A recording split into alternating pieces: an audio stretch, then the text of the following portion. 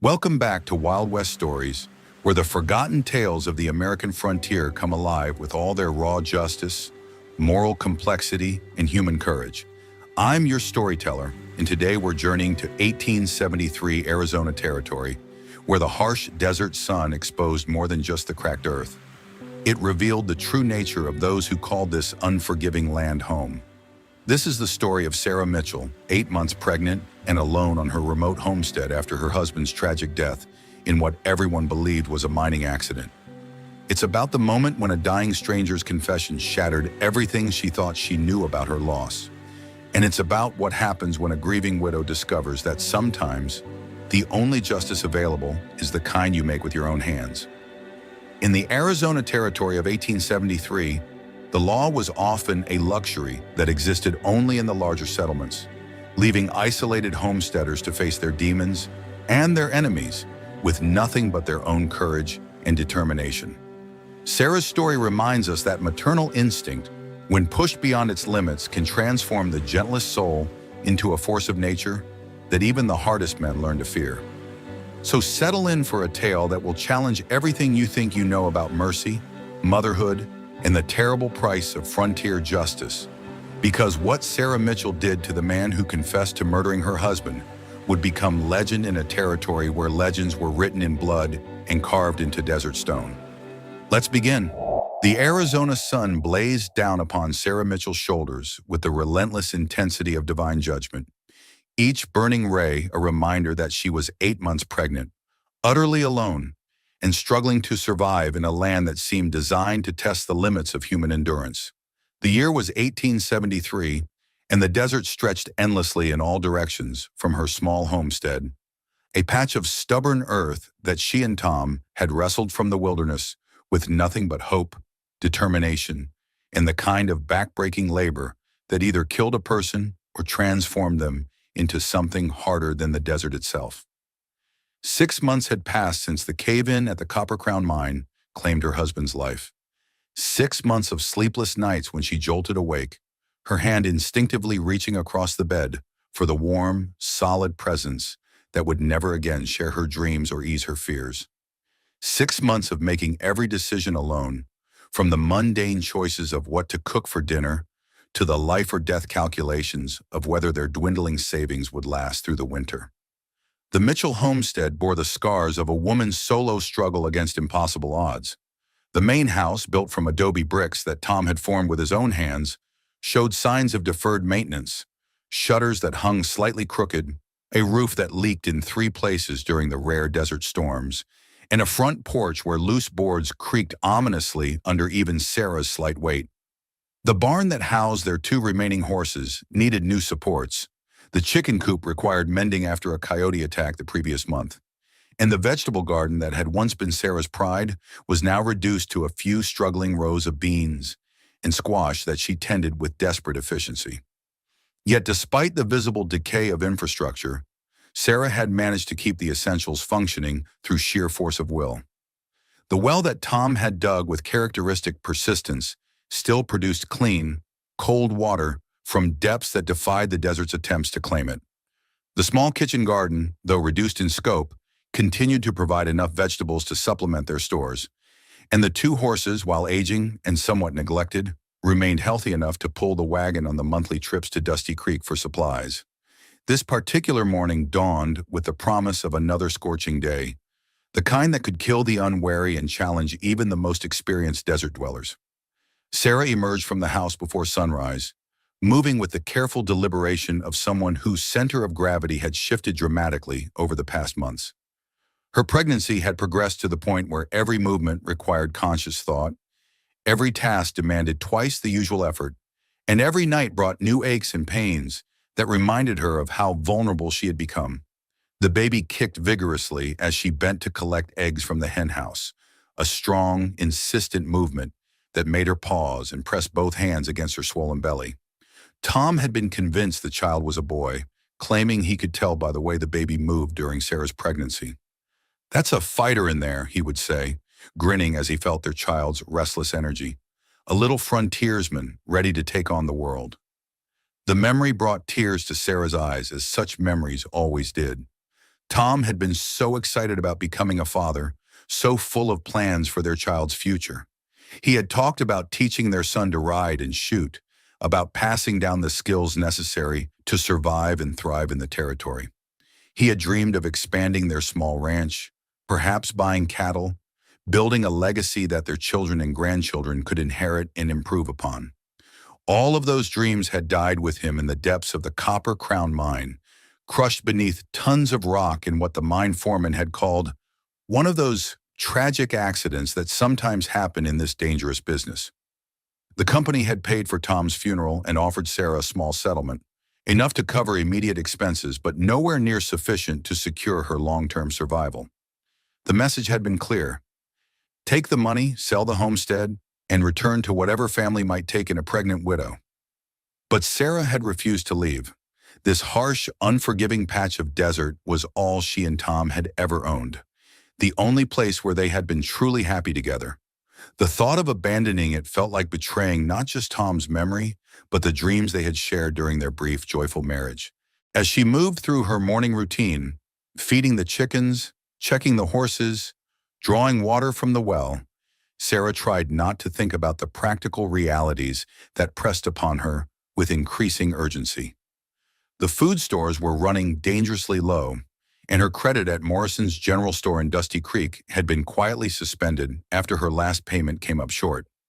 The baby was due in less than a month, and she had no clear plan for managing childbirth alone in the isolation of the desert homestead.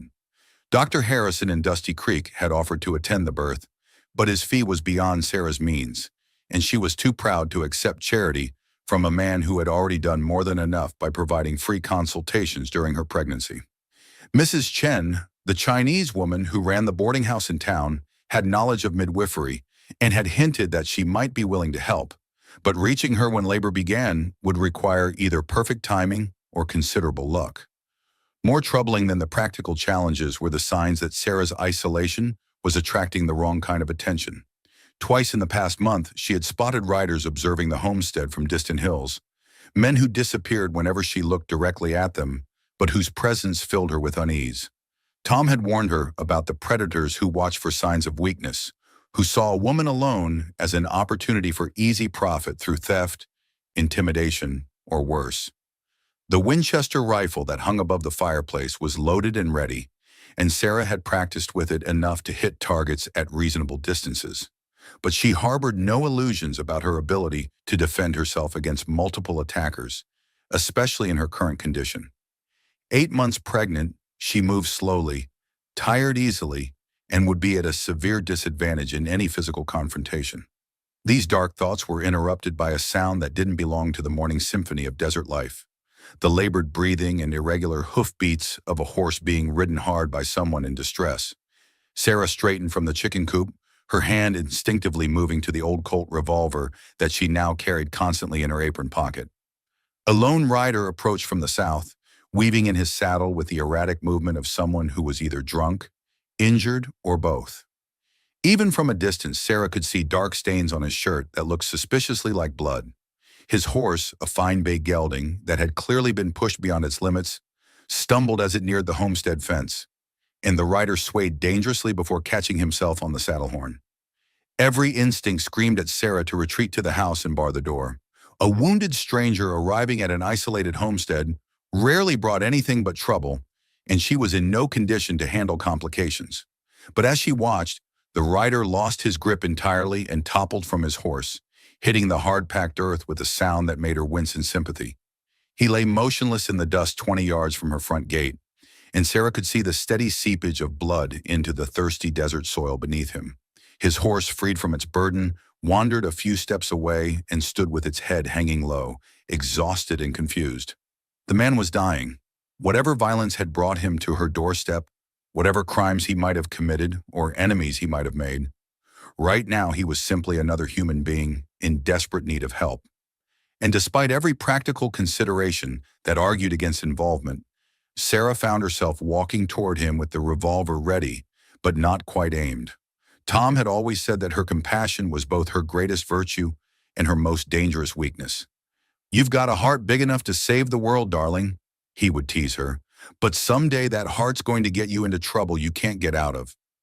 Perhaps this was that day, but Sarah discovered that the prospect of watching another person die while she did nothing was worse than whatever risks helping him might entail. As she approached the fallen stranger, Sarah could see that he was perhaps 30 years old, with dark hair matted with sweat and blood, and clothes that had once been of good quality, but were now torn and stained with the evidence of hard travel and recent violence. A gun belt circled his waist, but the holster was empty.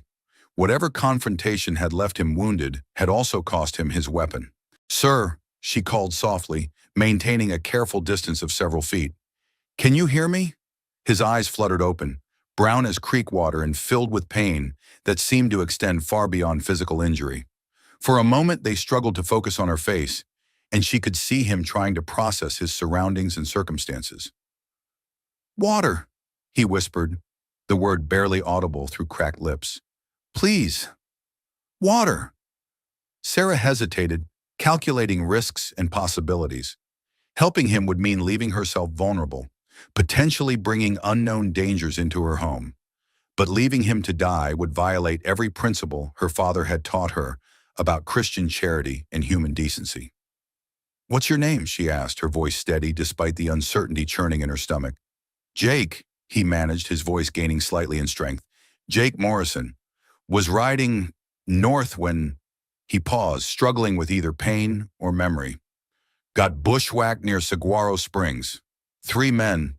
Took everything." The name Morrison stirred something in Sarah's memory, though she couldn't immediately place it. More urgent was the man's obvious need for medical attention. The bullet wound in his shoulder was serious, and he had lost enough blood to leave him weak and disoriented. "I'm going to help you to the house," Sarah decided, making yet another choice that could change everything.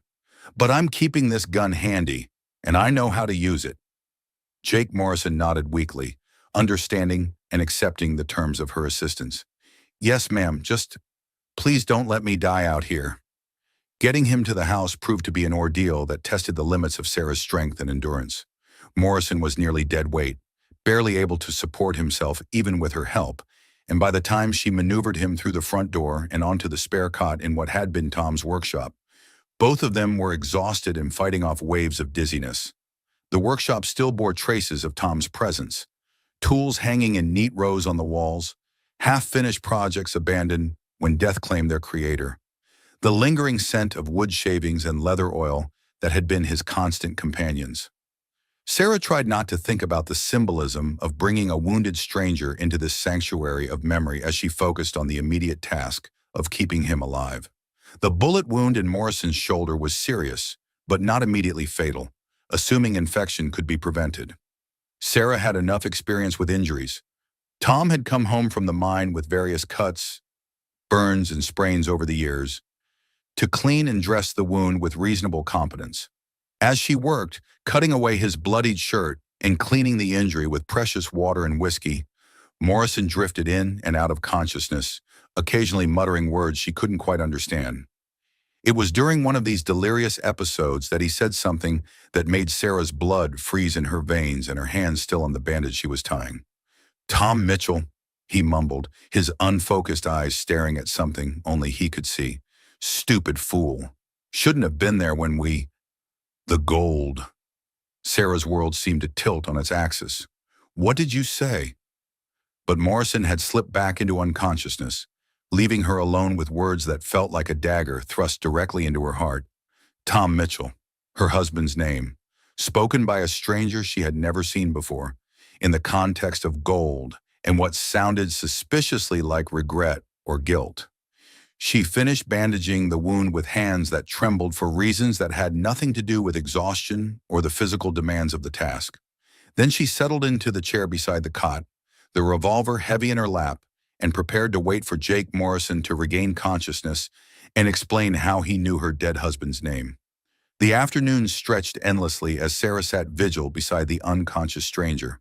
Through the workshop's single window, she could see the sun tracking its relentless path across the merciless blue sky, and with each passing hour, her certainty grew that Morrison's delirious words had not been random babbling, but fragments of memory fighting their way to the surface.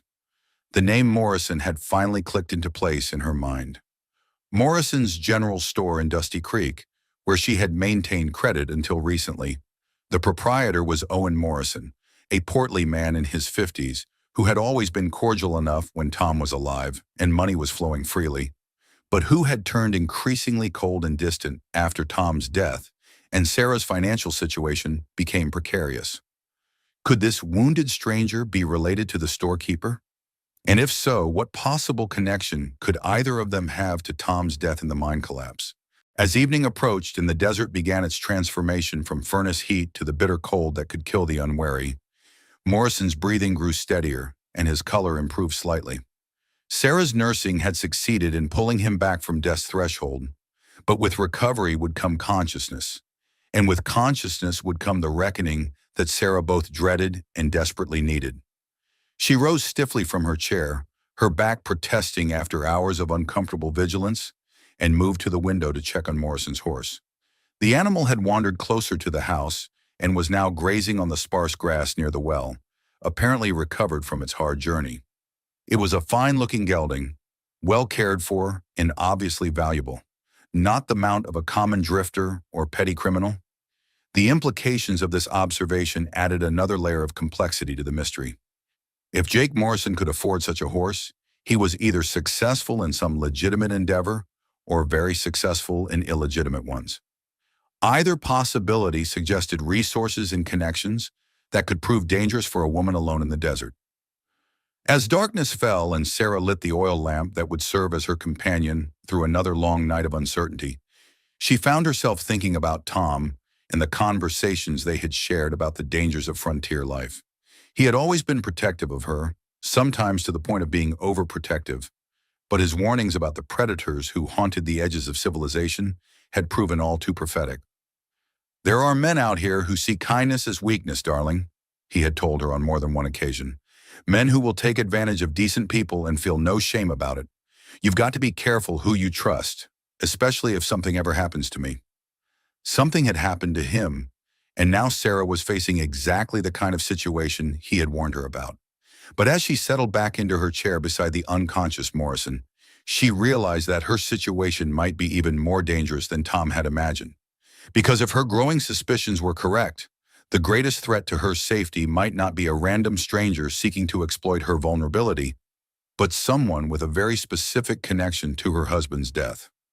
The lamp flame flickered in the desert wind that found every crack and crevice in the old adobe walls, casting dancing shadows that seemed to mock Sarah's attempts to find peace in her vigil. Outside, a coyote called to its mate, the sound mournful and wild across the empty land, and Sarah found herself wondering if she would live to hear that sound again after learning whatever truth Jake Morrison carried with him. The baby kicked restlessly inside her, responding to her tension and anxiety with movements that reminded her of everything she had at stake. Not just her own life, but the life of the child Tom would never see. The future that hung in the balance as she waited for a wounded stranger to wake up and either confirm or dispel her worst fears. As the night deepened and Morrison's breathing grew stronger, Sarah gripped the revolver more tightly and prepared herself for whatever revelations the dawn might bring. One way or another, she would have answers to the questions that had been haunting her for 6 months. And if those answers proved to be what she feared, she would have to decide what price she was willing to pay for justice in a land where the law was often nothing more than what a person could enforce with their own hands. Dawn crept across the desert floor like spilled blood, painting the eastern horizon in shades of crimson and gold that seemed to herald either salvation or damnation.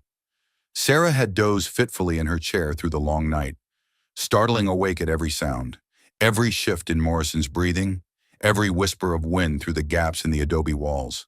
Her back ached from the uncomfortable vigil, her neck was stiff from sleeping, sitting up, and the baby had been restless throughout the night, responding to her anxiety with constant movement that made rest nearly impossible.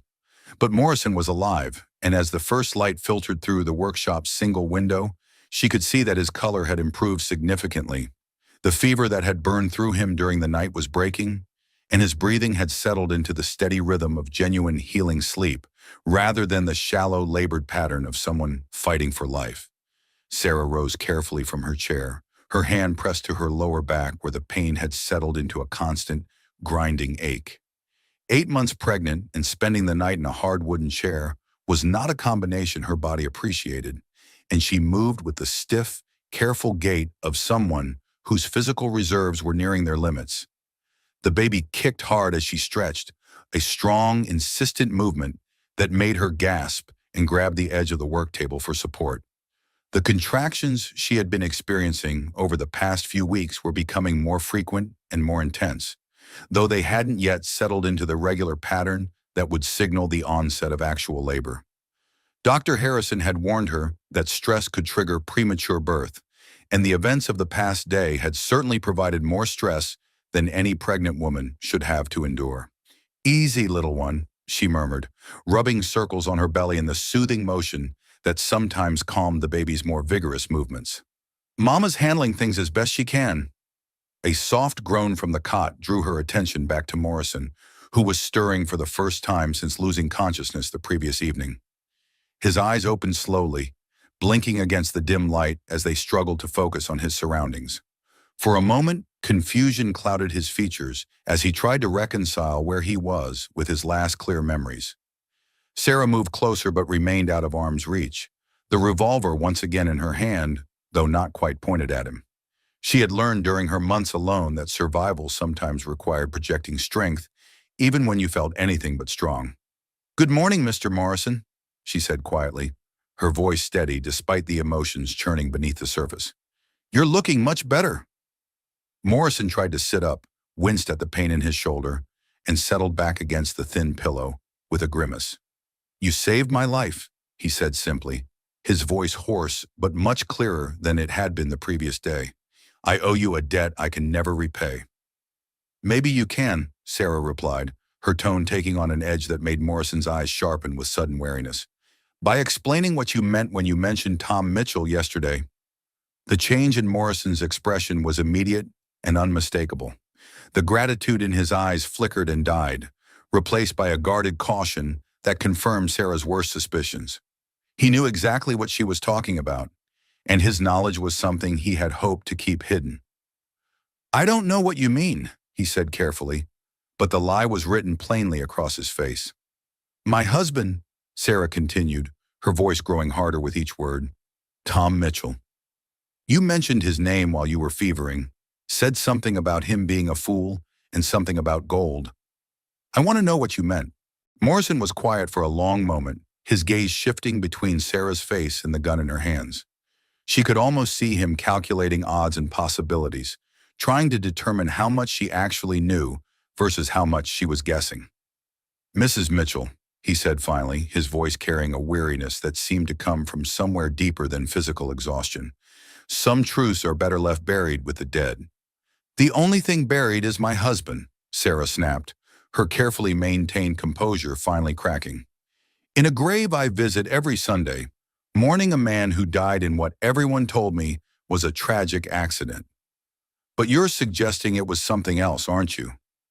Morrison closed his eyes, and when he opened them again, something fundamental had changed. The careful guardedness was gone, replaced by what looked almost like relief. The expression of a man who had been carrying a terrible burden and was finally ready to set it down. "It wasn't an accident," he said quietly, the words falling into the silence like stones into still water. The confirmation hit Sarah like a physical blow, even though part of her had been expecting it. She had suspected somewhere in the depths of her heart that Tom's death had felt wrong from the beginning. Too convenient, too final, too perfectly timed to eliminate a problem that someone needed eliminated. But hearing the truth spoken aloud by someone who obviously knew the details felt like having the earth shift beneath her feet. "Tell me," she commanded, her finger tightening slightly on the trigger. "Tell me everything." Morrison studied her face for a moment, perhaps recognizing that the woman holding a gun on him was far more dangerous than her pregnant condition and modest demeanor might suggest. "Your husband found something at the mine," he began slowly. "A vein of gold that the Copper Crown Company didn't know about. High-grade ore, richer than anything they'd pulled out of that mountain in 5 years of operation." Sarah's breath caught in her throat. Tom had mentioned unusual rock formations in his section of the mine. had speculated about potential mineral deposits, but he had never said anything about actually discovering gold. He had been excited about something in the weeks before his death, more optimistic about their financial future than he had been in months. But she had attributed his improved mood to the approach of their baby's birth. Tom was an honest man, Morrison continued, his voice gaining strength as the confession poured out of him. He planned to report the discovery to the company according to his contract, split the profits according to the standard agreement. But word got out somehow, reached the wrong ears, and suddenly there were people who saw his find as a threat to their own interests. What people? Sarah asked, though she was beginning to suspect she already knew. My brother, for one, Morrison said with a bitter laugh. Owen Morrison, who owns the general store in Dusty Creek, also owns shares in 3 different mining operations, has his fingers in every profitable venture within 50 miles of here, and has never met a dollar he couldn't figure out how to steal. The pieces were falling into place with horrifying clarity. Owen Morrison, the storekeeper who had been friendly enough when Tom was alive and Sarah had money to spend, but who had turned cold and distant after Tom's death, who had cut off her credit and suggested she might be better off selling the homestead and moving back east, where a woman alone wouldn't face such hardships. Owen had partners, Jake continued, his confession gaining momentum like a rock slide. Men who saw Tom's discovery as a threat to their own mining claims and a potential disaster for their carefully laid plans. If word got out that there was high-grade gold in the Copper Crown mine, it would bring in prospectors from across the territory, create competition that could drive down the value of their existing operations, maybe even lead to the company losing their exclusive rights to the area. So they killed him, Sarah whispered, the words barely audible above the desert wind that rattled the workshop's single window. They made it look like an accident, Morrison said, his voice now thick with emotion that sounded genuinely painful. Cave-in caused by faulty support timbers that had been deliberately weakened. Tom was found under a pile of rock with his skull crushed, and everyone assumed he had been in the wrong place when the tunnel collapsed. Sarah felt the room spinning around her, nausea rising in her throat as the full implications of Morrison's words sank in. But he wasn't killed by the cave-in. He was dead before the first stone fell, Morrison confirmed, tears now streaming down his weathered cheeks. Someone had hit him from behind with a mining pick while he was examining the gold vein. The cave-in was just to cover up the evidence and make it look like an industrial accident. The clinical details of her husband's murder struck Sarah like physical blows. Tom, excited about his discovery and probably planning how the gold might change their lives, ambushed and killed by men motivated by nothing more than greed and the desire to eliminate competition. How do you know all this? She asked, though part of her already suspected the answer. Jake Morrison's face crumpled with what appeared to be genuine anguish. Because I was there. Because I helped them do it. The confession hung in the air between them like the smell of gunpowder after a shooting. Sarah stared at the man she had saved, the man whose life she had preserved with her own hands, and felt something cold and terrible crystallizing in her chest. A fury so pure and focused that it seemed to burn away everything else. You killed my husband. I held him while Owen struck the blow, Morrison said, his voice breaking with what sounded like genuine remorse. Then I helped them set up the cave-in to make it look accidental. We told ourselves it was quick, that he didn't suffer, but that doesn't make it right. Nothing makes it right. Sarah's vision blurred. Whether from tears or rage, she couldn't tell. The baby kicked frantically inside her, responding to her emotional turmoil with movements so violent they made her gasp. But she barely noticed the physical discomfort, all her attention focused on the man who had just confessed to murdering the only person she had ever truly loved. Why? She managed to ask through the storm of emotions threatening to overwhelm her. Why are you telling me this? Because those same partners tried to kill me 3 days ago, Morrison replied, his voice growing steadier as he continued his confession. Because I developed a conscience and threatened to expose the whole operation. Because they decided that loose ends needed to be tied up permanently, and I had become the loosest end of all.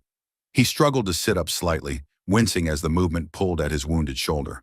I've been carrying this guilt for 6 months, Mrs. Mitchell. Drinking myself to sleep every night, Seeing your husband's face every time I close my eyes, watching you struggle alone on this homestead and knowing I was responsible for your suffering. When those bullets started flying at Saguaro Springs, part of me was almost relieved. Maybe this was justice finally catching up with me. Sarah stood slowly, the revolver steady in her hands despite the trembling that seemed to start in her bones and radiate outward through her entire body. Justice, she repeated, tasting the word like something bitter and metallic. I know you have every right to pull that trigger, Morrison said, his voice remarkably calm for a man facing death. I've had it coming for months, but if you let me live long enough to heal up, I swear on my mother's grave that I'll help you get the men who ordered your husband's death. Owen and his partners. They're the ones who planned it, who profited from it. They're the ones who should pay the real price. The ones who should pay, Sarah echoed, shaking her head slowly. No, Mr. Morrison, you all should pay. Every single one of you who had a hand in Tom's murder. Morrison nodded, acceptance evident in his expression. You're right. We all should. Sarah looked down at him, this killer who had slept under her roof, who had drunk her water and accepted her mercy while harboring the truth about Tom's murder. The irony was almost unbearable. In trying to save a stranger's life, she had nursed back to health the very man who had helped destroy hers. But as she stood there with the gun pointed at Jake Morrison's heart, Sarah realized that simply pulling the trigger would be too quick, too merciful. This man had taken everything from her husband, her security, her future, her child's father. He deserved something more than a swift death. He deserved to suffer the way she had been suffering for 6 months. Tell me about the gold, she said suddenly, a new plan beginning to form in her mind. Where exactly did Tom find it? Morrison looked confused by the change of subject. In the deepest section of his tunnel, about 200 feet from the main shaft. Vein runs horizontal through a layer of quartz, maybe 3 feet wide, and showing color all the way across. How much gold?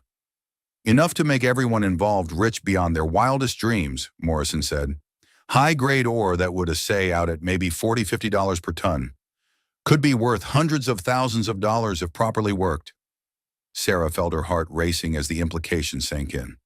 According to Tom's contract with the Copper Crown Company, a copy of which she still had among his papers, any mineral discoveries in his assigned section were to be split 50-50 between the miner and the company. Tom's estate should be entitled to half of whatever gold came out of that tunnel, half of hundreds of thousands of dollars, enough money to ensure that her child would never want for anything, would never face the kind of grinding poverty that had forced Sarah to consider abandoning the homestead. Enough to build the life that she and Tom had dreamed about during their brief, happy marriage. But first, she had some debts to collect. Get up, she said quietly, her voice carrying a new note of deadly purpose. Morrison looked confused. Ma'am, I said get up. You're strong enough to talk. You're strong enough to walk. Understanding began to dawn in Morrison's eyes, along with something that might have been fear mixed with a strange kind of respect. What are you planning to do? Sarah's smile was as cold as winter wind across the desert. I'm going to give you the same chance you gave my husband, Mr. Morrison. None at all. The next hour was a blur of preparation and grim purpose. Sarah forced Morrison at gunpoint to dress in his torn and blood-stained clothes, ignoring his weak protests about his injuries and the risk of reopening his wounds. She gathered rope from Tom's supplies, water for herself but not for him, and the wooden sign she had hastily painted while he was unconscious. A piece of old barn wood with crude letters that spelled out a message she intended to leave for anyone who might happen upon what was about to unfold. As they prepared to leave the workshop where she had saved his life only to discover he had destroyed hers, Morrison made one last attempt to bargain for mercy. Mrs. Mitchell, he said, his voice carrying a desperate edge. Sarah, I know this doesn't change anything, but I am genuinely sorry for what we did to Tom. If I could bring him back, if I could undo any of it. But you can't, Sarah interrupted, her voice as final as a gravestone inscription. And that's why you're going to die out there in the desert, alone and afraid, just like you left my husband to die alone in that mine. As she prodded him toward the door with the barrel of her revolver, Sarah felt something shift inside her, a transformation from grieving widow to something harder and more dangerous. The desert had a way of changing people, of stripping away the civilized veneer to reveal what lay beneath. And what lay beneath Sarah Mitchell's gentle exterior, she was discovering, was a capacity for justice that even surprised her. Jake Morrison was about to learn what frontier justice looked like when it wore the face of a pregnant woman who had lost everything and found the strength to take it back. The ancient cottonwood tree stood like a monument to endurance in the vast emptiness of the Arizona desert, its gnarled trunk thick enough to shelter a dozen men and its bare branches reaching toward the pitiless sky with the desperate persistence of something that had learned to survive where nothing else could. The tree had been a landmark for as long as anyone could remember, a waypoint for travelers and a gathering place for the scattered ranchers and prospectors who called this harsh land home. Today, it would serve as something else entirely. Sarah forced Jake Morrison to walk the half-mile from her homestead to the cottonwood at gunpoint, her revolver never wavering despite the exhaustion that weighed on her like a physical burden. The morning sun was already brutal, promising another day of killing heat, and each step across the rocky ground sent jolts of pain through her back and legs. The baby seemed to sense her distress, moving restlessly inside her, with kicks and turns that made her breathing shallow and her steps unsteady. Morrison walked ahead of her, his wounded arm bound against his chest, moving with the careful gait of a man who understood that his life hung by the thinnest of threads. He had tried several times during their journey to engage her in conversation, to appeal to her mercy or her Christian charity, but Sarah had rebuffed each attempt with stony silence. There was nothing he could say that would change what was about to happen. "Mrs. Mitchell," he said as they reached the tree, his voice carefully measured despite the fear she could see in his eyes. "I know you're angry, and you have every right to be, but this isn't who you are. Tom wouldn't want you to—" "Don't you dare speak his name!" Sarah cut him off, her voice sharp as a blade. "You forfeited the right to mention my husband when you helped murder him for 30 pieces of silver." She gestured with the gun toward the tree's massive trunk. "Sit down, back against the tree." Morrison hesitated, his eyes darting around the empty landscape, as if hoping for rescue that would never come. The desert stretched endlessly in all directions, broken only by distant mountains that shimmered like mirages in the morning heat. No help was coming. No salvation awaited. There was only Sarah, her gun, and the justice she intended to dispense under the merciless Arizona sun. "Please," he said, his voice breaking slightly, "I have family. A sister in California who depends on—" "Tom had family too," Sarah replied coldly. "A wife who loved him and a child he'll never meet. Sit down." Morrison's shoulders sagged in defeat as he lowered himself to the ground, his back against the rough bark of the ancient tree. The movement clearly caused him pain, but Sarah found she felt no sympathy for his discomfort. Let him hurt. Let him feel a fraction of the agony he had caused her. From her coat, Sarah pulled the length of hemp rope she had taken from Tom's workshop, the same rope he had used to secure loads in their wagon, to tie down equipment, to perform the 100 mundane tasks that kept a frontier homestead functioning. Now it would serve a darker purpose. "Put your hands behind the tree," she commanded. Morrison looked up at her, and for a moment she saw not the killer who had destroyed her life, but simply a frightened man facing death in one of its cruelest forms. The desert showed no mercy to those caught unprepared, and being tied to a tree without water under the Arizona sun was a death sentence that could take days to complete. "Mrs. Mitchell," he tried one last time. "Sarah, I know I don't deserve mercy, but—" "Put your hands behind the tree," she repeated, her voice carrying the kind of implacable authority that brooked no argument. Morrison complied slowly, his movements those of a man accepting his fate. Sarah bound his wrists with quick, efficient knots that spoke of years spent managing livestock and equipment. The rope was rough hemp that would chafe and cut if he struggled, but she found herself caring nothing for his comfort. Let every movement remind him of what he had done. When she was satisfied that the bonds were secure, Sarah stepped back and studied her handiwork. Jake Morrison, the man who had helped murder her husband for gold he would never live to spend, sat helpless against the cottonwood with his head bowed in what might have been prayer or simple despair. "Do you know what the desert does to a man without water, Mr. Morrison?" Sarah asked conversationally, as if discussing the weather or the price of cattle. Morrison looked up, meeting her eyes directly for the first time since his confession. "Yes, ma'am, I know." "Tell me," Sarah said, settling herself on a nearby rock with the careful movements of a woman 8 months pregnant. "I want to hear you describe what you're going to experience over the next few days." Morrison's throat worked convulsively, but his voice remained steady when he spoke. "First comes the thirst, not ordinary thirst, but something that claws at your throat like a living thing. Your mouth gets so dry you can't swallow, can't speak properly. Then the sun starts cooking you from the outside while your body burns itself up from the inside." Sarah nodded approvingly. "Go on."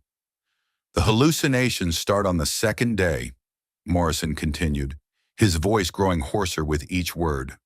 "You see water where there's only sand, shade where there's only sun. Your mind starts playing tricks, showing you things that aren't there, people you've known, places you've been. And then," Morrison closed his eyes briefly before continuing, "by the third day, if you last that long, your kidneys start shutting down. The pain becomes constant, burning through your whole body. Some men go mad before they die. Others just fade away." "Tom didn't get 3 days," Sarah observed quietly. "He got a pick handle to the skull and a few seconds of terror before everything went black. You're getting a much better deal than he did." She rose from her rock and pulled the wooden sign from her coat, a piece of old barnwood that she had painted the night before while Morrison slept. With quick, efficient movements, she nailed it to the tree trunk just above his head, the sound of hammer on nail echoing across the empty desert. "Let him starve." The words were crude but clear, painted in whitewash that stood out starkly against the weathered wood. Anyone who happened upon this scene in the days to come would understand exactly what had transpired here and why. Morrison craned his neck to read the sign, then let his head fall back against the tree with a sound that might have been resignation or relief. "You're going to leave me here to die." "I'm going to leave you here to pay for what you did," Sarah corrected. "There's a difference." She turned away from him, then paused and looked back. "Your brother Owen and his partners? Where can I find them?" "Owen keeps ledgers hidden in his store," Morrison said, his voice already growing hoarse from the dry air. "Records of all the illegal mining operations, all the bribes, all the murders. Behind the false wall in his office, there's a safe. The combination is his wife's birthday, October 15, 1838. Sarah memorized the information, filing it away for future use. She would need evidence to bring down the rest of the conspiracy, and Morrison's final gift might be the key to ensuring that all of Tom's killers face justice. "Why are you telling me this?" she asked. Morrison's laugh was bitter and painful. "Because they tried to kill me when I grew a conscience. Because they deserve what's coming to them just as much as I do. Maybe more." Sarah nodded once, accepting the information without gratitude. Morrison's cooperation didn't earn him forgiveness or mercy.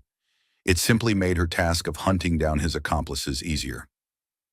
"Mrs. Mitchell," Morrison called as she began walking away. "Sarah, I know this doesn't change anything, but I want you to know, killing your husband was the worst thing I've ever done. I've regretted it every day since." Sarah paused without turning around. "Good," she said simply. "I hope that regret follows you all the way to hell." As she walked back toward her homestead, Sarah could hear Morrison calling after her, his voice growing hoarse as he pleaded for water, for mercy, for a quick death instead of the slow agony she had condemned him to. She didn't look back. The desert morning was heating up rapidly, and by noon the temperature would reach levels that could kill an exposed man in hours rather than days. If Morrison was unlucky, and Sarah hoped he would be very unlucky indeed, he might linger for several days, experiencing every moment of suffering that the desert could inflict. She reached her house as the sun climbed toward its merciless zenith, the baby moving restlessly inside her, as if responding to the heat and her elevated emotions. Inside, she moved through her daily routine with mechanical precision, checking the animals, tending her garden, preparing a simple meal she barely tasted. Through her kitchen window, she could see the dark silhouette of the cottonwood tree against the bright sky. She couldn't see Morrison from this distance, but she knew he was there, tied to that ancient trunk with desert justice wrapped around his wrists like fate itself. Part of her, the part that had been raised to be a good Christian woman by parents who believed in forgiveness and redemption, whispered that what she had done was wrong. That murder, even the murder of a murderer, was a sin that would stain her soul and damn her in the eyes of God. But a larger part of her, the part that had carried Tom's child through 6 months of grief and struggle, felt a satisfaction so deep and complete that it frightened her with its intensity. Jake Morrison was getting exactly what he deserved, no more and no less. Justice might be slow in coming to the Arizona territory, but it was thorough when it finally arrived. As the day wore on and the temperature soared past 100 degrees, Sarah found herself wondering how long Morrison would last. Strong men had been known to survive 3 or 4 days in such conditions, while weaker ones succumbed within hours. Morrison seemed reasonably tough, which meant his suffering would be prolonged, exactly as Sarah had intended. The afternoon brought a brief respite when clouds gathered on the western horizon, promising rain that might have provided Morrison with life-saving moisture. But the clouds passed without releasing their burden, leaving only the mockery of false hope and the intensification of heat that came when humidity mixed with desert temperatures. By evening, when Sarah looked toward the cottonwood tree through her bedroom window, she could see buzzards circling overhead, not landing yet, but waiting with the patient hunger of scavengers who understood that death was only a matter of time. She slept better that night than she had since Tom's death. The sleep of someone who had taken the first step toward balancing scales that had been weighted against her for too long. In her dreams, she saw Tom's face, not as it had been in the moments before his murder, but as it was during their happiest times together, smiling, laughing, full of hope for their future. When she woke the next morning, her first thought was of Morrison tied to the tree, probably still alive but weakening with each passing hour. The knowledge filled her with a grim satisfaction that she made no attempt to soften or rationalize. Justice had many faces, she was learning. Sometimes it wore the robes of judges and the badges of lawmen. Sometimes it carried the authority of governments and the weight of civilization behind it. And sometimes it wore the face of a pregnant widow who had discovered that the gentle virtues of mercy and forgiveness were luxuries she could no longer afford. As Sarah prepared for another day in her campaign against the men who had murdered her husband, she reflected on how much she had changed since that terrible morning when she had learned of Tom's death.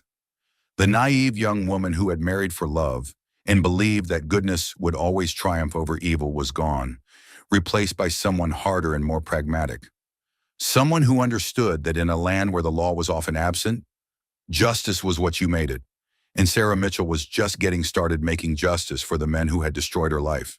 The transformation was complete. The grieving widow had become something far more dangerous, a woman with nothing left to lose, and the will to see that those who had wronged her paid the full price for their crimes. Morrison would be the first payment, but he would not be the last. 3 days after leaving Jake Morrison to die under the cottonwood tree, Sarah woke to the sound of approaching horses, multiple riders moving fast across the desert floor, their hoofbeats drumming against the hard-packed earth with the urgent rhythm of men who had business that couldn't wait. She rolled out of bed as quickly as her advanced pregnancy allowed, her hand instinctively reaching for the revolver she now kept on the nightstand beside her at all times. Through the bedroom window, she could see dust clouds rising in the distance, still too far away to count the individual riders, but close enough to set her heart racing with a mixture of anticipation and dread. The baby kicked frantically inside her, responding to her sudden tension with movements so violent they made her gasp and grip the windowsill for support. "Easy, little one," she whispered, pressing a calming hand to her belly. "Mama's going to handle this, whatever it is."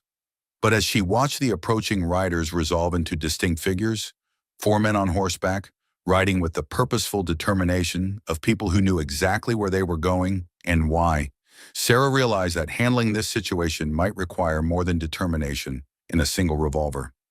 She dressed quickly in her sturdiest clothes, checked the loads in both Tom's rifle and her own handgun, and positioned herself at the front window where she could observe the riders approach while remaining concealed behind the heavy wooden shutters. The contractions that had been increasing in frequency over the past few days were coming closer together now, a deep, rhythmic pressure that seemed to echo the drumbeat of the approaching horses. The lead rider was a man she recognized even at a distance. Owen Morrison, Jake's brother, his portly frame unmistakable even in the saddle. Behind him rode three men she had never seen before, but their bearing and the casual way they wore their guns suggested they were professionals accustomed to violence. Not the random outlaws who occasionally passed through the territory but hired guns with the kind of cold competence that money could buy. They reined in their horses at the edge of her property and sat for a moment, surveying the homestead with the calculating gaze of predators sizing up potential prey. Sarah kept perfectly still, knowing that any movement might give away her position and the fact that she was watching their every move. "Mrs. Mitchell!" Owen Morrison called, his voice carrying clearly across the yard despite his obvious attempt to sound reasonable and unthreatening. "We need to talk." Sarah remained silent, studying the positioning of the four men and noting how they had automatically spread out to cover different approaches to the house. These were not social callers or even angry relatives looking for answers about a missing brother. These were men who had come prepared for trouble and were positioning themselves to control the situation regardless of how she chose to respond. "We know you're in there, Sarah," Owen called again, using her first name with a familiarity that made her skin crawl. "We know what you did to Jake." Still Sarah said nothing, watching as one of the hired guns, a lean man with silver-streaked hair and cold eyes, dismounted and gestured for the others to spread out even further. The tactical positioning was professional and methodical, designed to cut off any possibility of escape and ensure that the house could be taken from multiple directions simultaneously. "This is Deputy Marshal Clayton from Tombstone," Owen announced as the silver-haired man approached the front porch with his hand resting casually on his gun butt. "He's here about Jake's disappearance.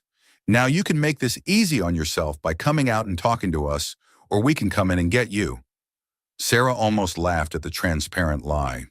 She had seen Deputy Marshal Clayton from Tombstone on several occasions when he visited Dusty Creek, and this silver-haired gunman was no more a lawman than she was a dance hall girl. Owen Morrison was apparently as poor a liar as he was a businessman, though Sarah supposed desperation might make even smart men do stupid things. "I know who you are," she called back, finally breaking her silence but remaining concealed behind the shutter. "You're Owen Morrison's partners in murder, the men who killed my husband for a handful of gold that you were too cowardly to find yourselves."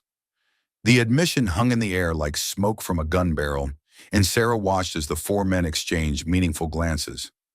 Any pretense of legitimate law enforcement was abandoned in that moment, replaced by the kind of cold calculation that she had come to recognize as the hallmark of men who valued money more than human life. "Now that's a serious accusation," the fake marshal said, his voice carrying the kind of calm reasonableness that predators use to lure their prey into range. "Why don't you come out here and explain exactly what you mean by that?" "I mean that Jake Morrison confessed everything before he died," Sarah replied, putting deliberate emphasis on the past tense while watching carefully for their reactions. "How you murdered Tom for finding gold in his section of the mine. How you've been covering it up for 6 months. How you tried to kill Jake when he grew a conscience." "Before he died?" Owen Morrison's voice cracked slightly, betraying the first sign of genuine emotion she had heard from him. "What do you mean before he died? Where is my brother?" Sarah's smile was invisible behind the shutter, but the satisfaction in her voice was unmistakable. "Your brother got exactly what he deserved, Owen. Just like you're going to get." The threat seemed to galvanize the four men into action. The fake marshal gestured sharply to his companions, who began moving toward the house with the coordinated precision of men who had done this before. Sarah had perhaps 30 seconds before they reached the doors and windows she would need to defend. 30 seconds to decide whether to fight or flee. She chose to fight. The first shot came from Tom's rifle, fired through the gap in the front shutters at the fake marshal who was mounting the porch steps. The heavy .45-70 slug caught him center mass and pitched him backward off the porch in a spray of blood that painted the whitewashed boards crimson. The man hit the ground hard and lay still, his silver hair matted with blood and dust. The remaining three men scattered like startled quail, seeking cover behind water troughs and fence posts while shouting confused instructions at each other. Sarah levered another round into the rifle and sent it toward Owen Morrison, who was trying to shelter behind his horse. The bullet missed the man but struck the animal in the shoulder, and the horse screamed and reared, throwing Owen to the ground before galloping away across the desert. "You crazy bitch!" one of the gunmen shouted from behind the water trough. "We'll burn you out of there." Sarah responded by putting a revolver bullet through the wooden trough he was hiding behind, sending a geyser of precious water into the air and reminding all of them that in desert country, wasting water was considered one of the gravest sins a person could commit. The symbolism wasn't lost on any of them. She was telling them that she had enough ammunition and determination to waste even their most precious resource. But as Sarah reloaded with hands that trembled slightly from adrenaline and the increasing pain of contractions, she realized that her situation was essentially hopeless. 3 men with rifles could keep her pinned down indefinitely, and eventually her ammunition would run out. Worse, the stress of the gunfight was clearly triggering the onset of labor, with contractions coming in waves so intense they left her breathless and shaking. The baby was coming, here now, in the middle of a gunfight with the men who had murdered his father. "Listen to me," Sarah called out during a lull in the shooting, her voice carrying despite the pain that was building in her lower back and abdomen. "Jake Morrison told me everything before I tied him to that cottonwood tree and left him to die. Everything about the gold, about the conspiracy, about all of you." "You're lying," Owen Morrison shouted back, but his voice carried less conviction than his words suggested. "Am I?" Sarah gasped between contractions, fighting to keep her voice steady. "He told me about the ledgers you keep hidden in your store, Owen. Records of every illegal mining operation, every bribe, every murder. He told me exactly where to find them." This was partially a bluff. Jake had mentioned the ledgers, but hadn't provided specific details about their location. But it had the desired effect. She could hear frantic, whispered conferences among the 3 remaining men, the kind of urgent discussion that suggested they were reassessing their situation and their options. Another contraction hit, stronger than any of the previous ones, and Sarah bit her lip hard enough to draw blood to keep from crying out. The metallic taste filled her mouth, but she held on to consciousness through sheer will and the knowledge that any sign of weakness would encourage her attackers to press their advantage. "Those ledgers are evidence," she continued when she could speak again, her voice strained but still carrying clearly across the yard. "Evidence that I've already copied and hidden. Evidence that's already on its way to the real law in Tombstone and Phoenix." Another lie, but a plausible one, given the circumstances. The kind of precaution that a smart woman might think to take if she suspected her life was in danger. "If anything happens to me," Sarah added, putting every ounce of conviction she could muster into her voice, "if I disappear or die under mysterious circumstances, those copies will be sent directly to the Territorial Marshal's office. Every name, every crime, every detail Jake Morrison confessed before he died screaming your names." The silence that followed stretched long enough for Sarah to endure 3 more contractions, each one stronger and more insistent than the last. Her body was telling her in no uncertain terms that her baby was coming, whether she was ready or not, and the combination of stress and physical exertion was accelerating the process beyond her ability to control. When Owen Morrison finally spoke again, his voice had lost much of its earlier bluster and authority. "What do you want from us?" "Justice," Sarah replied simply, though the word came out more as a groan than a statement as another contraction peaked. "For Tom, for every other man you've murdered to protect your dirty money." "We can make a deal," Owen said desperately, his voice carrying the edge of panic that came from realizing that his careful plans were unraveling. "Money, gold, a share of the mine profits. Whatever you want."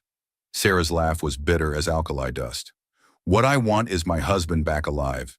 Since you can't give me that, I'll settle for watching you all hang for his murder." The baby was definitely coming now, with contractions so strong and frequent that Sarah could barely function between them. She needed to end this confrontation soon, before pain robbed her of the ability to defend herself and her own. The labor came with the brutal intensity of a summer thunderstorm, overwhelming Sarah's senses and leaving her clinging to consciousness by pure will as her body prepared to bring new life into a world that had already seen too much death. She barely managed to drag herself from the workshop to her bedroom before the contractions consumed her completely. Each wave of pain more intense than anything she had experienced during the gunfight or the months of grief that had preceded it. Alone in her desert homestead, 8 months pregnant and surrounded by the aftermath of violence, Sarah Mitchell prepared to deliver her child with nothing but her own strength and the fierce determination that had carried her through 6 months of widowhood and the terrible justice she had just dispensed. The room spun around her as another contraction peaked, and she gripped the iron bed frame with hands that shook from exhaustion and adrenaline. Through the bedroom window, she could see smoke rising from where one of the hired guns had tried to set fire to her barn before the others called him off. The acrid smell mixed with the scent of blood and gunpowder that seemed to have soaked into the very walls of her home. "Not yet," she gasped to the baby moving inside her. "Not quite yet, little one. Let Mama get ready first." But her body had made its own decisions about timing, and the contractions were coming so close together now that she barely had time to breathe between them. The baby would arrive soon, whether she was prepared or not, and Sarah found herself facing the prospect of delivering her child while the bodies of violent men cooled in her yard. She managed to gather the supplies she had prepared weeks ago: clean sheets, boiled water that had cooled, the knife Tom had sharpened for cutting the cord, strips of cloth for swaddling. Each movement was agony, but she forced herself to complete the preparations with the methodical precision of someone who understood that survival often depended on attention to small details. As she arranged the birthing supplies on the table beside her bed, Sarah tried not to think about all the things that could go wrong during a birth attended by no one except the mother herself. She had helped deliver calves and foals over the years, had read every book on midwifery she could find after learning of her pregnancy. But human birth was different, more dangerous, more complex, with complications that could kill both mother and child in minutes.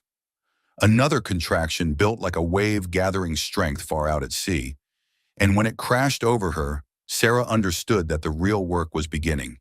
The baby was moving down, getting ready to make his entrance into a world that would demand strength and courage from his very first breath. "Tom," she whispered to the empty room, tears streaming down her face as pain and grief mingled in ways that threatened to overwhelm her completely. "I wish you were here. I wish you could see your son." But Tom was gone, murdered for gold he had never lived to spend, and Sarah was facing this ultimate test of endurance alone. Just as she had faced everything else since that terrible day, when the mine foreman had arrived at her door, with his hat in his hands and sorrow in his eyes.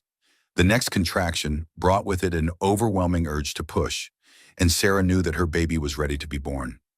She positioned herself as best she could, drawing on half-remembered instructions from her midwifery books and the practical experience of a woman who had spent her life working with animals and understanding the basic mechanics of birth. "Come on then," she gasped, bracing herself for the final phase of labor. "Come meet your mama, little fighter."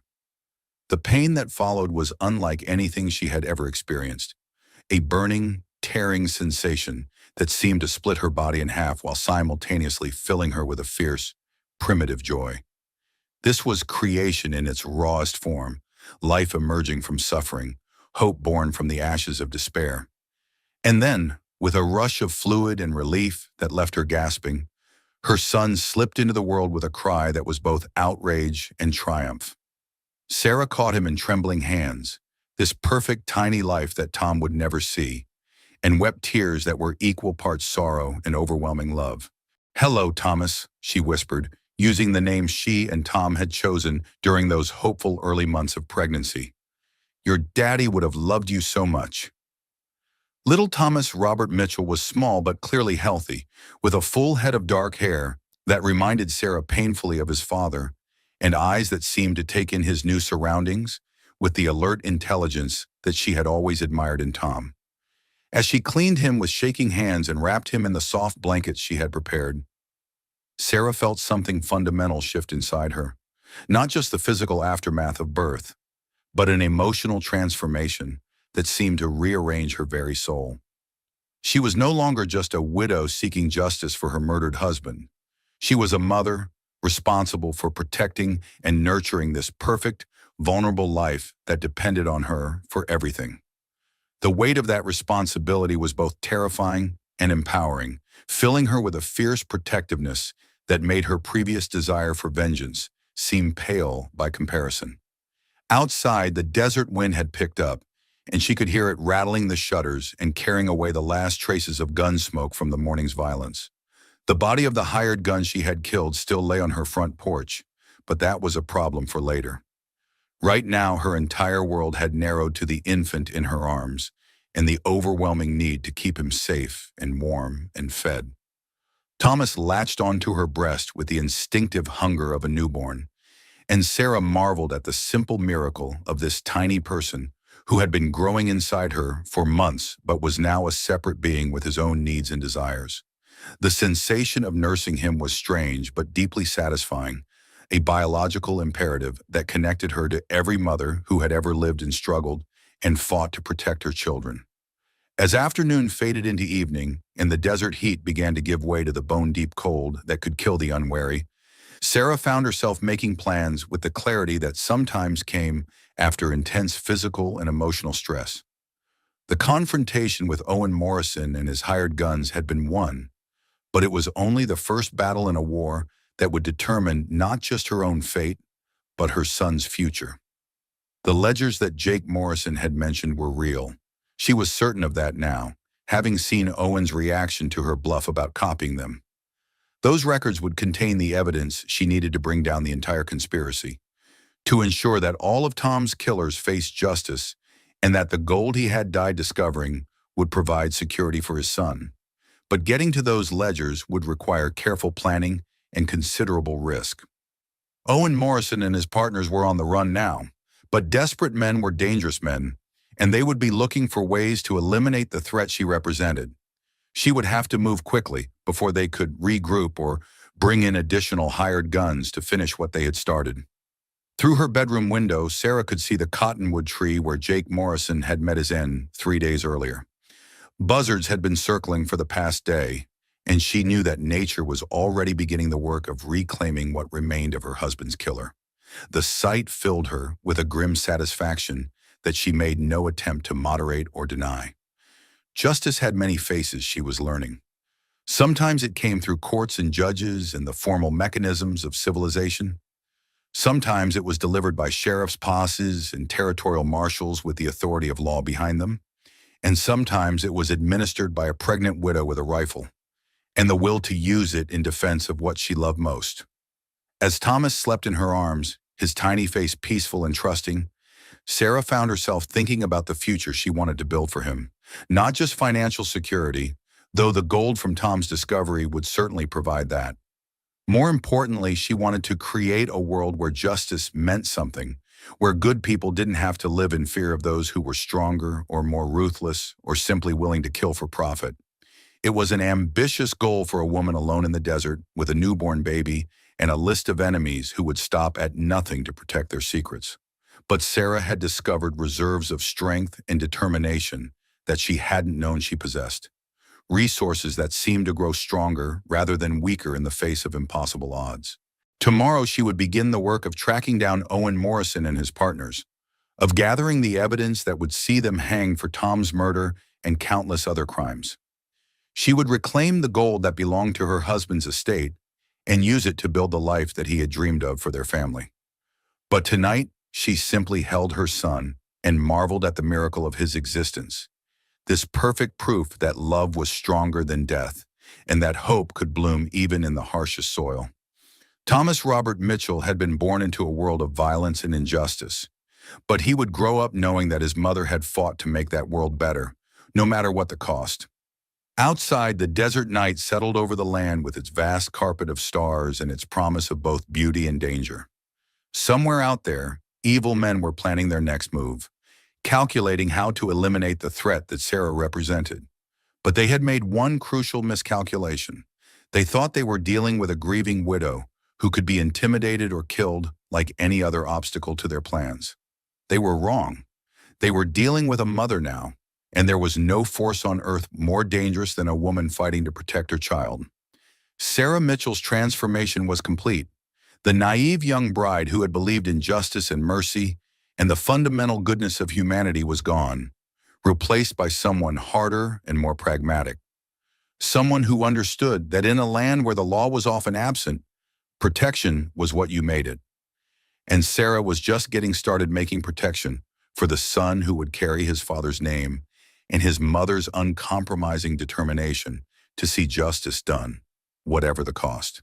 2 weeks after Thomas's dramatic entrance into the world, Sarah made her first trip to Dusty Creek since before his birth, carrying her infant son in a sling she had fashioned from Tom's old work shirt and moving with the careful determination of a woman who had business that couldn't wait any longer.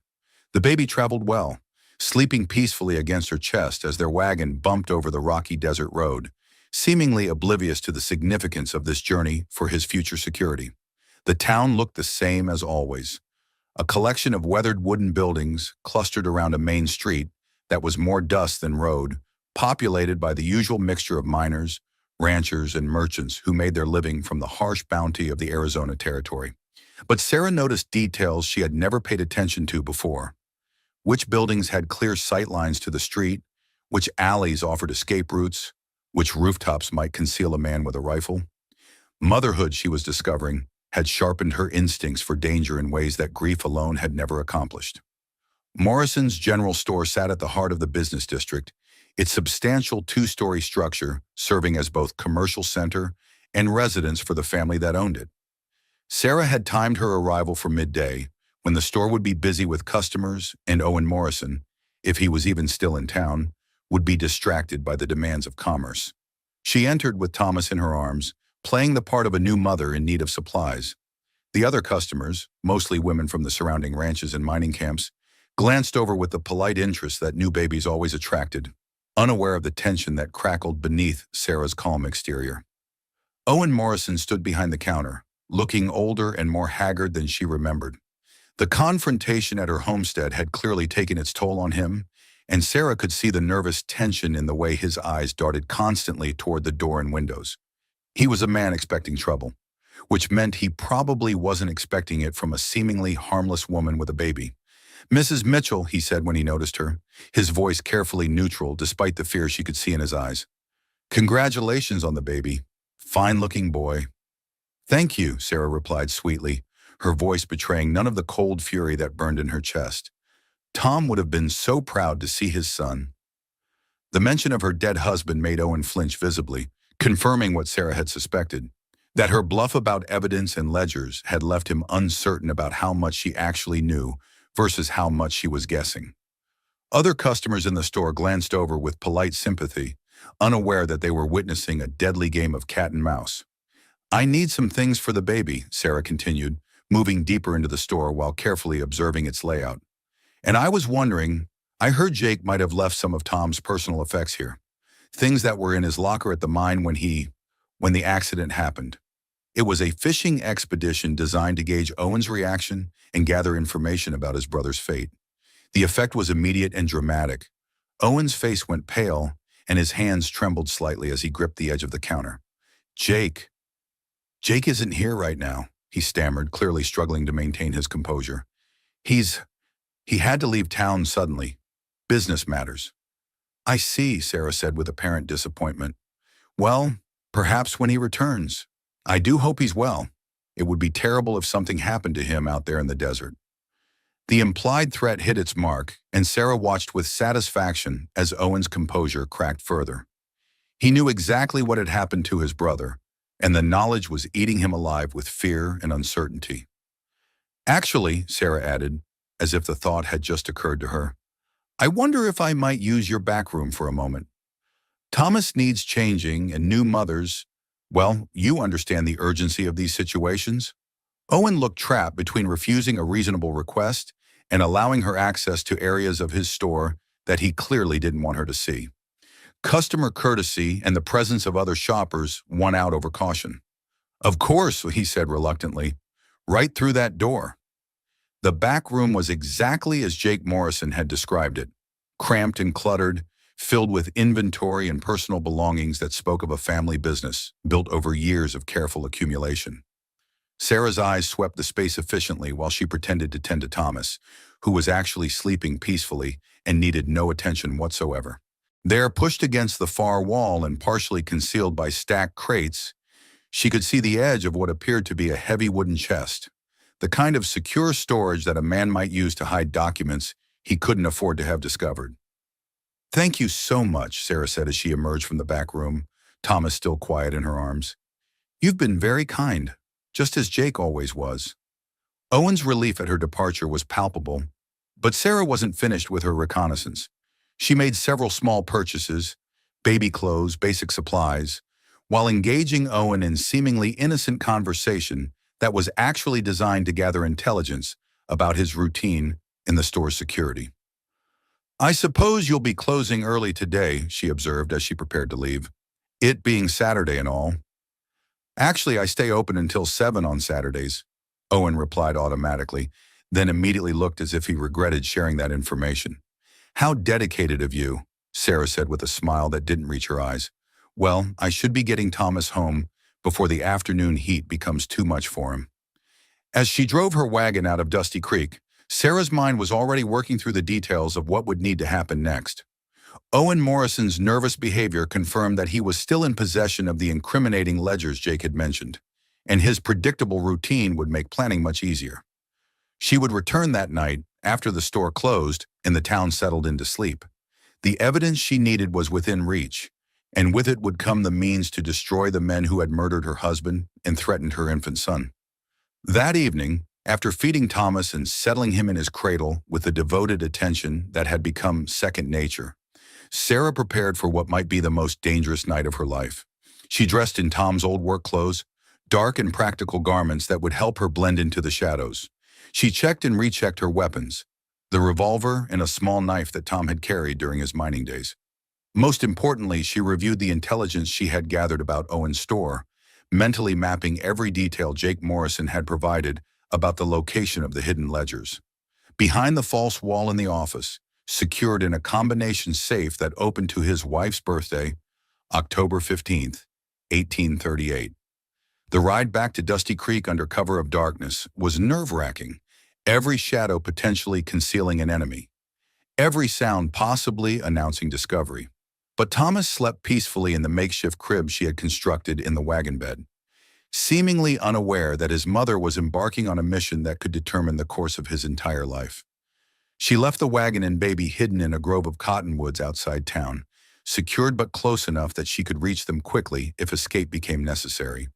Thomas would be safe there for the hour or two she needed to complete her mission, and if something went wrong, at least he would have a chance of being found by someone who would care for him. Breaking into Morrison's store proved easier than expected. The back door lock was old and yielded to patient work with tools she had borrowed from Tom's workshop.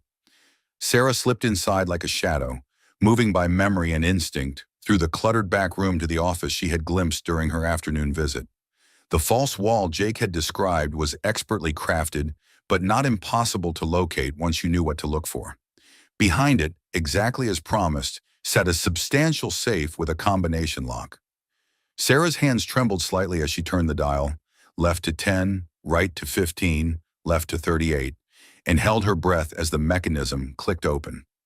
Inside the safe, she found exactly what Jake Morrison had promised: ledgers, correspondence, maps, and financial records that documented years of illegal mining operations, claim jumping, bribery, and murder. Names, dates, amounts, locations, everything needed to bring down not just Owen Morrison, but an entire network of corruption that reached into territorial politics and federal land management. Sarah stuffed the most damaging documents into a canvas bag, careful to leave the safe looking as if it had been damaged by a random break-in rather than a targeted robbery. She took photographs of key pages using a small camera she had purchased from a traveling salesman, ensuring that she would have multiple copies of the most crucial evidence. As she prepared to leave, Sarah heard the sound that every burglar dreaded: footsteps on the front porch, followed by the rattle of keys in the lock. Owen Morrison was returning to his store hours earlier than his stated schedule, possibly because her afternoon visit had made him nervous about the security of his hidden evidence. Sarah moved quickly but quietly toward the back door, her escape route planned and rehearsed. But as she reached for the door handle, Thomas chose that moment to cry, a thin, hungry wail that carried clearly through the night air, from where she had hidden him outside town. The sound froze her blood, not because it revealed her location, but because it meant her baby needed her, and she was trapped inside a building with a man who would kill her without hesitation if he discovered her theft. The maternal instinct to respond to her crying child warred with the survival instinct that demanded she remain hidden until Owen passed by. Footsteps approached the office area, and Sarah pressed herself against the wall beside the door, knife ready in one hand while she gripped the bag of evidence with the other. If Owen discovered the open safe, if he realized what was missing, she would have to fight her way out. "Hello," Owen called softly, his voice tense with suspicion. "Is someone there?" Sarah held her breath, willing Thomas to stop crying, praying that Owen would assume any sounds he heard came from the street rather than the interior of his store. Through the thin wall, she could hear him moving around, checking locks and examining his inventory for signs of disturbance. After what felt like hours but was probably only minutes, the footsteps moved away from the office area. Sarah waited until she heard Owen climbing the stairs to his living quarters above the store, then slipped out the back door and into the night like smoke. The run back to where she had hidden Thomas felt like the longest journey of her life. Every shadow might conceal a pursuer, every sound might announce discovery. But when she reached the grove of cottonwoods and found her son safe in his makeshift crib, relief flooded through her so powerfully that her knees nearly buckled. "Shh, little one," she whispered as she lifted him to her breast, feeling his hungry suckling as both comfort and vindication. "Mama's here. Mama got what we needed." The ride home through the desert night was less tense, though Sarah remained alert for any signs of pursuit. The evidence bag rested securely beside Thomas's crib, its contents representing not just justice for Tom's murder, but financial security that would ensure her son never wanted for anything. Back at her homestead, as dawn painted the eastern sky in shades of pink and gold, Sarah spread the stolen documents across her kitchen table and began the work of cataloging the evidence that would destroy Owen Morrison and his Confederates. What she found exceeded even her most optimistic expectations. The ledgers documented a criminal enterprise that had operated for more than 5 years, encompassing not just Tom's murder, but dozens of other crimes. Claim jumping, mineral theft, bribery of territorial officials, intimidation of witnesses, and at least 6 other murders disguised as mining accidents.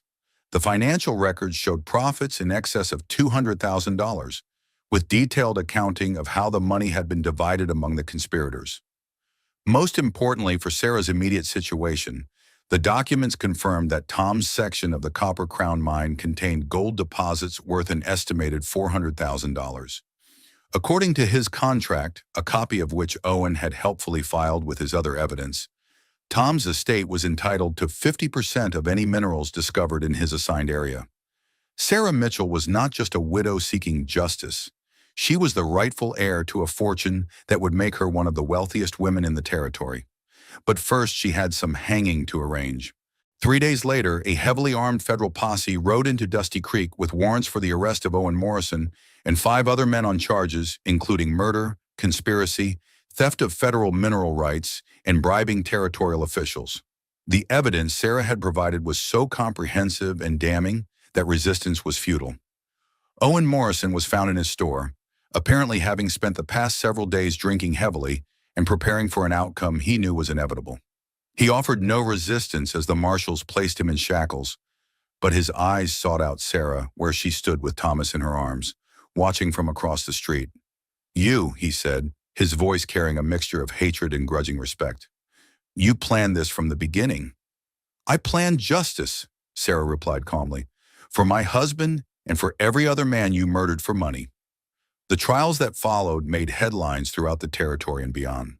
Sarah testified with calm precision about Jake Morrison's confession, the discovery of the evidence, and the systematic campaign of murder and theft that had been disguised as legitimate business operations. The press painted her as a tragic heroine, the widowed mother who had brought down a criminal empire through courage and determination.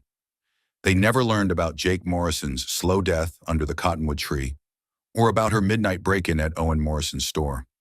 Some truths, Sarah had decided, were better left as secrets between herself and the desert that had witnessed them. The convictions were swift and the sentences harsh. Owen Morrison and 3 of his partners were hanged for murder in the first degree. 2 others received lengthy prison sentences. The mining claims they had stolen were returned to their rightful owners, and the illegal profits were distributed as restitution to the families of their victims. The gold claim from Tom's section of the mine was validated after extensive litigation, making Sarah the legal owner of mineral rights worth more than she had ever imagined. She found herself wealthy beyond her wildest dreams, with the resources to live anywhere, do anything, become anyone she chose. But she chose to remain in Arizona territory on the homestead that she and Tom had built together. She expanded the house, hired workers to develop the mine properly, and invested in other properties throughout the region. Thomas grew up surrounded by luxury but grounded in the values of hard work and justice that had defined his parents' brief marriage. Sarah never told him the full details of how his father had died or the lengths she had gone to secure justice, but she made sure he understood that some debts could only be paid in full. Years passed. Thomas grew into a strong, intelligent boy who showed his father's love for the land and his mother's fierce determination to protect what mattered most. Sarah never remarried, though she had plenty of suitors attracted by her wealth and beauty. She had loved completely once, and that was enough. On quiet evenings when Thomas was asleep and the desert winds sang through the cottonwood trees around her expanded homestead, Sarah would sometimes think about the choices she had made during those terrible weeks after Jake Morrison rode in her life. She felt no guilt about his death. He had earned it through his crimes. But she wondered sometimes if the woman who had tied him to that tree and walked away was someone Tom would have recognized. She decided that Tom would have understood. In a land where law was often absent and justice was what you made it, a woman did what she had to do to protect what mattered most. The frontier demanded strength from those who would survive it, and strength sometimes required choices that civilized society might condemn, but practical necessity made inevitable. The cottonwood tree still stood, larger now after years of good rain and careful tending. Sarah had removed the crude sign years ago, but she could still see the nail holes in the bark when the light was right. It served as a reminder that some debts could only be paid in blood, and that frontier justice, while harsh, was sometimes the only justice available to those with the courage to claim it. Sarah Mitchell had started as a grieving widow and transformed herself into something far more formidable. A woman who understood that in a world where the strong preyed upon the weak, survival required becoming strong enough to push back. Her story became legend in the territory, whispered around campfires and repeated in saloons as proof that even the most powerful men had reason to fear the justice that could be delivered by someone with nothing left to lose and everything to fight for. And in the end, that was perhaps the most important lesson she could pass on to her son. That justice was not a gift to be waited for, but a responsibility to be claimed, regardless of the cost or the personal sacrifice required to see it done. And so ends the story of Sarah Mitchell, a woman who discovered that the greatest strength often emerges from the deepest loss, and that the most decisive justice is sometimes delivered not by courts and badges, but by individuals willing to risk everything for what they believe is right. Sarah's transformation from grieving widow to frontier avenger speaks to something fundamental about the human spirit, that when pushed beyond endurance, when faced with the choice between accepting injustice or becoming the instrument of reckoning, ordinary people can accomplish extraordinary things. Her story reminds us that courage is not the absence of fear, but the willingness to act in spite of fear when something more important than personal safety is at stake.